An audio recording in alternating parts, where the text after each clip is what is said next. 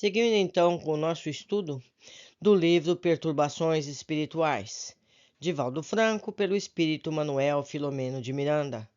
Como tenho dito, este livro tem capítulos muito longos. Eu entendo que nem todos podem estar tanto tempo a escutar um capítulo, mas sempre é possível interromper a leitura e seguirmos no outro momento, no momento adequado. Eu não me senti à vontade para cortar os capítulos, então eu espero que cada um escolha o momento adequado para essa interrupção. Mas vamos à leitura. Planejamentos socorristas. Sentando-nos em semicírculo, tendo a veneranda mentora no centro, os seus acólitos, ou seja, seus seguidores, permaneceram num segundo plano e ao lado do irmão Ovídio expôs. Não ignoram que a mansidão e a misericórdia serão sempre os nossos instrumentos de estratégia fraternal. Agredidos e desafiados, conforme ocorrerá, mantereis a irrestrita confiança naquele que preferiu a desonra à defesa inútil, a morte infamante, a permanência na injúria e na covardia. Ela se refere a Jesus. Diante da crueldade e da perseguição inclementes, permaneçam tomados pela misericórdia e ternura. Evitem os pensamentos reacionários, porque estaremos no imenso campo de lutas, além das formas, em batalhas vibratórias. Nenhuma vulgar e chocante provocação, por mais grave, poderá ser respondida sob a ação do melindre ou da reprimenda como forma de reação. Preparados pelo sentimento de piedade, compreendendo-lhes a loucura, usareis sempre os recursos psicoterapêuticos do entendimento, de tal forma que eles não disporão de forças para o prosseguimento nas agressões terríficas. Em qualquer circunstância, vejam neles os irmãos infelizes que vos cabe amparar. A atual situação é resultado do rancor de antigos inquisidores, suas vítimas, judeus e muçulmanos, que permanecem em região de indomáveis sofrimentos. Cientificados do desenvolvimento do pensamento de Jesus sobre as luzes do Consolador, tornados adversários do Cristo em face das decepções de que foram vítimas após as respectivas desencarnações, refugiam-se em cavernas sombrias do próprio planeta, onde instalaram o anti-reino do bem e acolhem fanáticos e criminosos em desalinho mental, portadores de elevado nível intelectual, mas pobres do sentimento de amor. Reduto de trevas e ódios, cresceram em número, periodicamente atacam a sociedade terrena e impõem o pavor, especialmente nos períodos de acontecimentos funestos, quando se utilizam dos conflitos gerais para imiscuir-se na população e gerar mais terríveis sofrimentos. Carrascos de si mesmos, transferem um ódio cultivado na sucessão dos séculos, desde a Idade Média. Dizem-se justiceiros, encarregados de ser a chibata da divindade, aplicada no dorso das criaturas que necessitam de correção. Desempenham um papel relevante durante o nazismo, especialmente no que se refere ao holocausto judaico, e agora terçam armas e atacam frontalmente o mestre nas células espíritas, de modo que muitos danos levem à desistência de convidados para o banquete da Era Nova. Em diversas instituições, onde o Senhor é reverenciado e divulgado pelas vozes dos céus, tem-se miscuído, em razão de alguns desmandos e atitudes sórdidas de aventureiros que aderem ao pensamento espírita, mas não à sua conduta, sempre encontram erros em tudo, são impelidos a apresentarem modificações na estrutura da doutrina.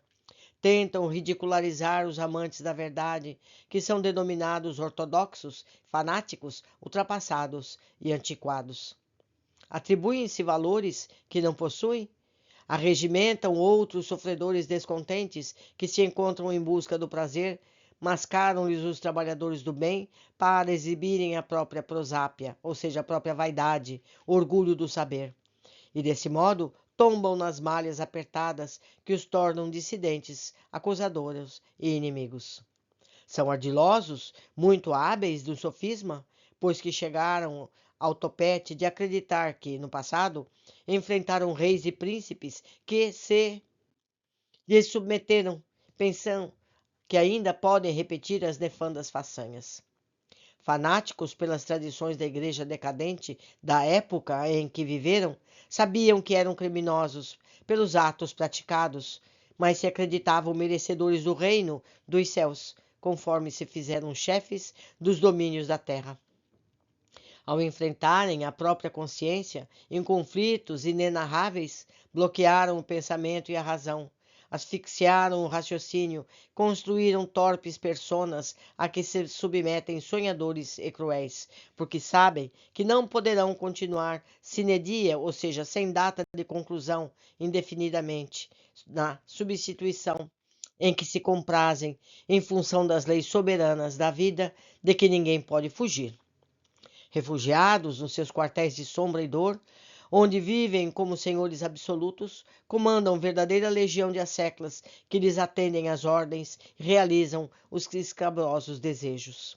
Serão, portanto, esses irmãos infelizes e os tradicionais inimigos de Jesus que estão hoje voltados contra o Mestre de amor e que, ao verem a transformação que se opera na Terra, o anúncio dos futuros dias da regeneração do planeta, infestam a sociedade com a luxúria, o desperdício, a insensibilidade, o desrespeito aos valores enobrecidos.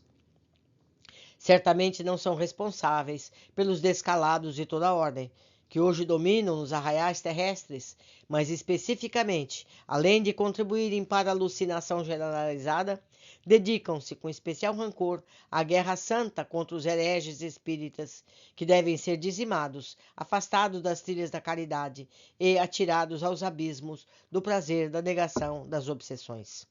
Utilizam-se dos demônios internos, das criaturas, atenazam-na também com as suas influências pestilentas e tudo procuram consumir em tormentos depressivos, generalizados e transtornos agressivos pelas drogas e paixões inferiores, atemorizando a sociedade, infelicitando-a. De alguma forma, inspiram ondas de terrorismo, de vinditas, de guerrilhas e de guerras que gostariam de vê-las dominando a terra, como vem ocorrendo, como se apresenta em ameaça tormentosa no Oriente como no Ocidente. Fez uma pausa oportuna, demonstrou a preocupação natural ante os nefandos propósitos dos inimigos da humanidade. Faço eu aqui um parêntese, meus amigos. Quando vemos uma guerra, muitas vezes gerada por pessoas que se dizem religiosas. Foi dito: não matarás. Então ninguém que se diga religioso pode fazer a guerra ou ao menos defender a guerra. A guerra nunca pode ser defendida. Então todo aquele que faz guerra merece de nós um alerta. Certo? Continuando a nossa leitura. De imediato prosseguiu. Unem-se aos grupos extremistas de outras doutrinas religiosas e políticas, bárbaras e impiedosas, dizem-se o anticristo numa caricatura do anticonsolador com o qual competem. Aderiram às organizações judaicas algumas de suas vítimas antigas, nessa tremenda onda contra o Cristo e sua doutrina, e enlouquecidos pretendem instaurar na terra o reino do terror. É momento muito sério que está a exigir esforços hercúleos e dedicação quase exclusiva de todos aqueles que são afeiçoados ao bem em todas e quaisquer das suas manifestações. Uma veneranda instituição terrestre servir-nos-á de abrigo por 40 dias, quando trabalharão sob o nosso comando, desde a nossa esfera, dirigidos pela figura apostolar do nome cristão, que seguirá convosco, Dr. Adolfo Bezerra de Menezes Cavalcante, que nos elegeu como auxiliares para a delicada empresa. Munivos de humildade real, revestivos de couraça da oração, a fim de podermos enfrentar a situação com os sublimes instrumentos da caridade em todos os momentos, a fim de preparar-lhes o advento dos porvindouros dias de edificação superior, de paz, que todos necessitam no planeta amado. Outros grupos estão sendo organizados a fim de atenderem ao apelo dos trabalhos dos servidores do bem nas diversas áreas do comportamento humano.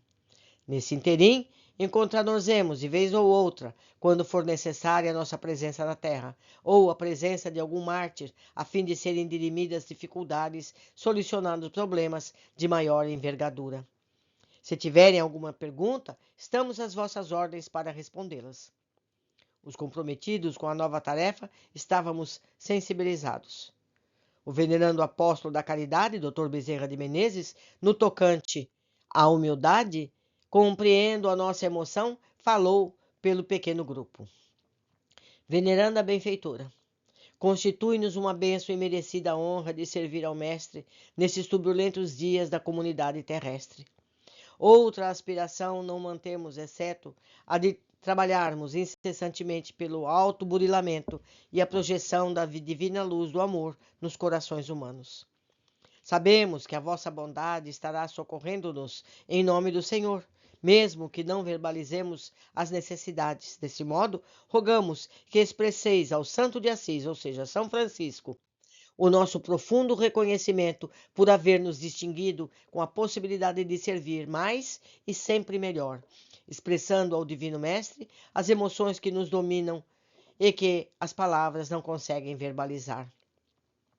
Confiando, portanto, no bem inefável, tudo envidaremos para errar menos e nos tornarmos dignos do empreendimento para o qual necessitamos de inspiração e de misericórdia, a fim de conseguirmos a vitória do amor nos corações e da caridade nas ações dos irmãos ainda equivocados. Abençoai-nos em nome dele, Jesus, que prossegue amando-nos, mesmo com a constância de nossos erros e compromissos infelizes. Quando silenciou, após expressar o que certamente todos gostaríamos de dizer, tinha lágrimas nos brilhantes olhos azuis que não nos encorajavam a escorrer pela face iluminada. Despedindo-nos todos nós, a benfeitora retirou-se com os seus auxiliares, direcionando-se à esfera de luz onde habita. Diante dos nossos olhos, foram se diluindo até desaparecerem numa réstia prateada. O administrador também teve de se retirar e ficamos, o pequeno grupo, agora sob o comando seguro do Dr. Bezerra, que se encarregou de apresentar-nos uns aos outros, embora alguns já fôssemos conhecidos.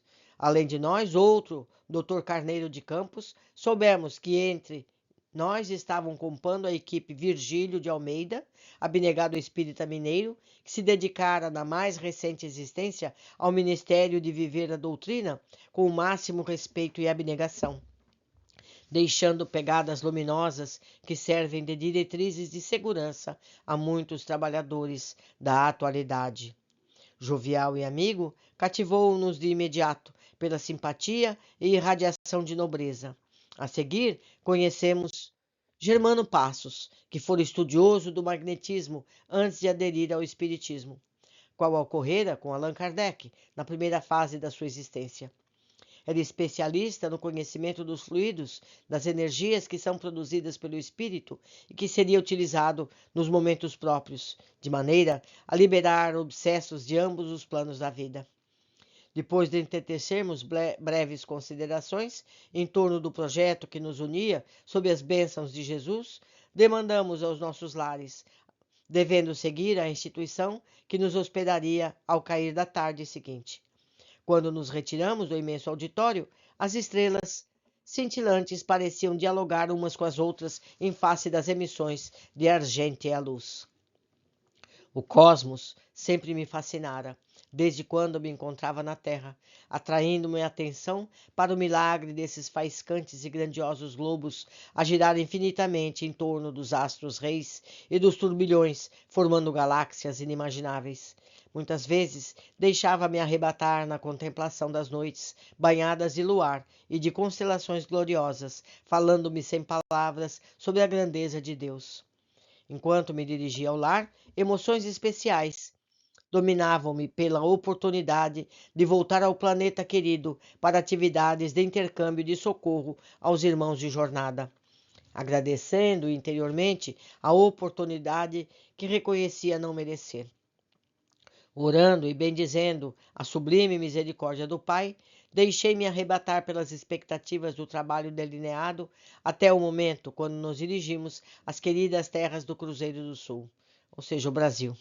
A cidade grande e tumultuada, com o seu trânsito enlouquecedor, a movimentação das pessoas agitadas, umas no retorno do ninho doméstico, outras buscando lugares para as refeições, outras mais os educandários noturnos, as casas de recreação, enfim, o atendimento dos compromissos que lhes diziam respeito.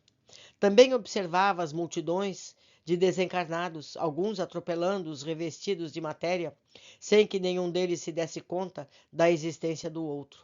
Espíritos doentes, alquebrados, que formavam grupos de desalentados, perturbadores e zombeteiros, quem azáfana e inquietante, perseguidores inclementes, imantados às suas vítimas em contubério psíquico e físico, nobres entidades que edificavam o bem e protegem aqueles com os quais mantém afinidade em perfeita identificação vibratória. Oxês, ele descreveu aqui uma gama imensa de seres encarnados e desencarnados que ele encontrava no caminho de casa. Continuando. Quando chegamos à Sociedade Espírita, fomos surpreendidos pela amplitude do edifício de 3 pisos, com boas instalações materiais, aconchegantes umas e confortáveis outras, mas sem luxo e com muita atividade espiritual. Eram aproximadamente 6 horas da tarde. Equipes de atendentes fraternos encontravam-se a postos, enquanto os necessitados esperavam pacientemente, ouvindo música suave e inspiradora. A paisagem do sofrimento era visível, porque alguns se apresentavam ansiosos, expectantes, outros algo abobalhados, abetados, e outros indiferentes, qual ocorre em qualquer nosocômio, em qualquer hospital terrestre. Trabalhadores desencarnados, diligentes, movimentavam-se com discrição e segurança, mantendo o equilíbrio geral, evitando que os agitados e perversos gerassem qualquer tipo de distúrbio. À porta, esperando-nos, encontrava-se o abnegado mentor da casa, que se nos identificou bondosamente, deixando-nos à vontade, oferecendo-nos com toda a sua equipe a contribuir em favor do nosso objetivo, do qual estava informado e convenientemente preparado.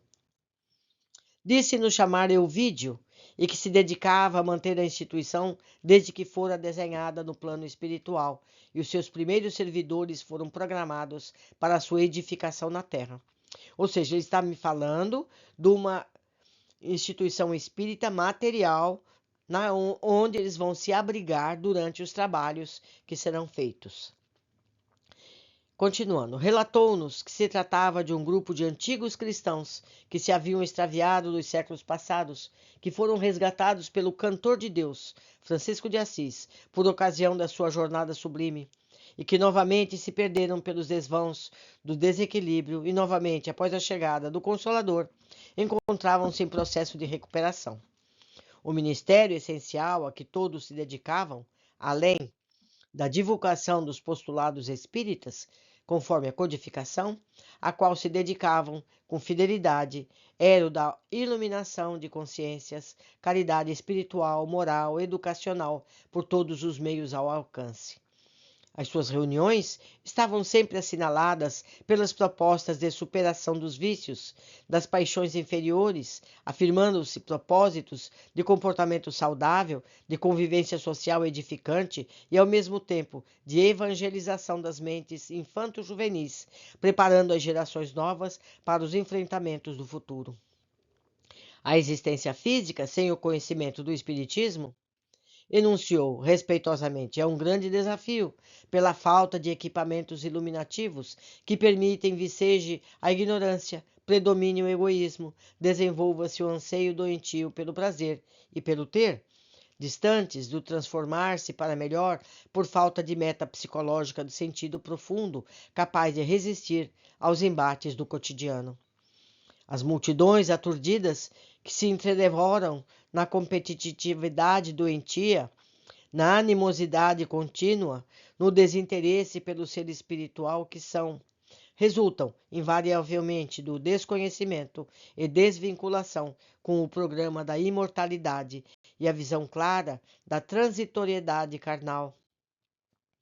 Ansiosos por aproveitar o breve tempo da organização física, entregam-se a todos os conflitos que conduzem no íntimo e simultaneamente à volúpia do desfrutar sem responsabilidade, nem certeza de que o sentido da vida material é mais grandioso, merecendo sacrifícios e lutas em vez da insanidade do apenas fruir enquanto se pode.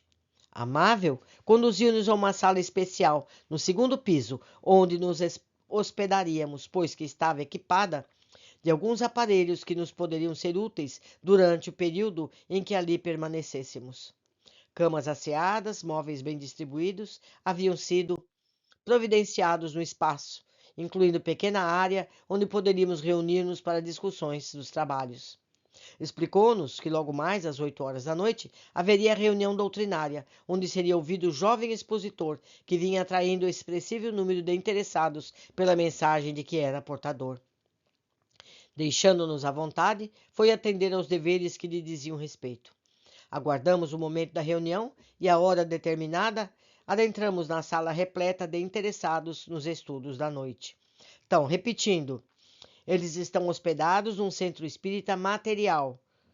Eles são espíritos que trabalharão, mas ocuparão um espaço destinados a eles, onde estarão acomodados para essa tarefa. E durante esse tempo também podem participar das atividades onde os seres encarnados participam, que é o que nós vamos ver. Pudemos observar que os presentes mantinham-se em clima de harmonia, mantendo o relativo silêncio que se pode esperar de um grande número de pessoas, nem todas possuidoras do discernimento que ensina a comportarem-se em reuniões desse gênero. Espíritos amigos e benfeitores de muitos dos presentes encontravam-se joviais e atentos ao lado de seus beneficiários, assim como os muitos desencarnados em aflição, com as marcas lamentáveis do processo de morte não concluído, ainda apegados às reminiscências da matéria e transmitindo desagradáveis sensações àqueles com os quais se encontravam em sintonia, assim como alguns inimigos ferozes que se agitavam e deploravam não poder agredir as suas vítimas. Era um espetáculo merecedor de cuidados que os vigilantes encarregados de manter a ordem cuidavam com especial desvelo. Imaginem, meus amigos, a cena. Então, é uma reunião onde vai falar um rapaz. Estão presentes seres encarnados, e estes acompanhados, seja por seus mentores, seus protetores ou por seus subjugadores, e também aqueles espíritos que, apesar de estarem desencarnados, ainda guardam apego ao corpo físico e por isso apresentam-se em lastimáveis estados vibracionais. Vocês podem imaginar a cena? Tudo isso está ali naquele salão. Mas vamos continuar. Uma suave melodia convidava à meditação, embora algumas pessoas inquietas que não conseguiam harmonizar-se. Foi composta a mesa dos trabalhos pelo presidente da instituição e mais 2 convidados, um dos quais era o jovem orador anteriormente mencionado. Foi proferida a prece de abertura, entretecidas ligeiras considerações em torno do objetivo da reunião e apresentados alguns avisos, sendo a palavra transferida para o seu responsável. Levantou-se um jovem de aproximados 25 anos, bem aprumado, concentrado, demonstrando responsabilidade sem afetação, simplicidade sem impostura, e depois de proferir a saudação ensinada por Jesus a respeito da paz que deve estar presente em todo lugar, começou a falar sobre a missão do Espiritismo na Terra. Com voz comedida e pausada, abordou com precisão os paradigmas da doutrina, a começar pela crença em Deus, culminou com a pluralidade dos mundos habitados. Consciente do significado da mensagem, sintonizava perfeitamente com seu guia espiritual, que o influenciava com segurança e afeição, logrando fazer que as palavras emitissem vibrações saudáveis para o público ávido de conhecimentos. Enquanto isso, espíritos afeiçoados à caridade aplicavam recursos fluídicos nos assistentes, concentrados no tema, conquanto acompanhavam as reflexões do expositor. Faço eu agora um novo comentário. A espiritualidade já começa o tratamento no público. Muitas pessoas acham que é preciso ir à Câmara de Passe para ter um passe exclusivo. O tratamento já começa antes, Por isso é tão importante estarmos atentos ao que está sendo ensinado, ao que está sendo dito, para que as nossas vibrações estejam mais elevadas e possamos receber essas dádivas de luz que a espiritualidade já começa a nos proporcionar. Continuando. Repentinamente, percebeu-se uma agitação na porta de entrada da sala, quando apareceu um cavalheiro agitado, a blasfemar, segurado por 2 outros que tentavam mantê-lo em equilíbrio.